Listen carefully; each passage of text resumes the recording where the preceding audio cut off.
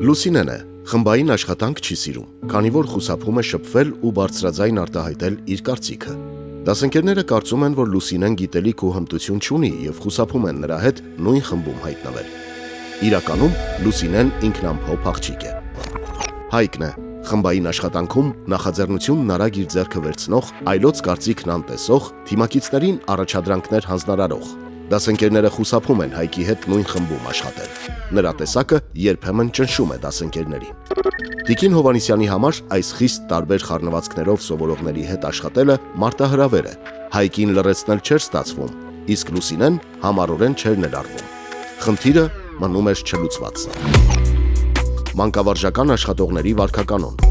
Մանկավարժը պետք է ձգտի գործընկերների հետ ակտիվ համագործակցության, փոխադարձաբար հարգի եւ օգնի գործընկերոջը իշահ հաստատության։ Ոչինչ չի օգնում։ Նկատողություն եմ անում, անգամ ընդհատում եմ Հայկին։ Լուսինեին էլ ստիպում եմ խոսել, մասնակցել, բայց զուր է։ Երկուսն էլ չեն փոխվում։ Մյուս երեխաներն էլ նյարդայնանում են։ Մի նեղվիր, շատ տարածված խնդիր է։ Ես էլ եմ նման սովորողներ ունեցել։ Լուսինեի դեպքում կարևոր է ստեղծել միջավայր, որտեղ նա իրեն ապահով կզգա խոսելու համար։ Փորձել ես խմբային աշխատանքի ընթացքում նրան կոնկրետ ու փոքր առաջադրանքներ տալ։ Օրինակ գրառումներ կատարողի կամ հետազոտողի դեր։ Բացի այդ, Լուսինեի հետ անձամբ խոսելը կարող է մեծ ազդեցություն ունենալ։ Ասա նրան, որ իր ներդրումը շատ կարևոր է։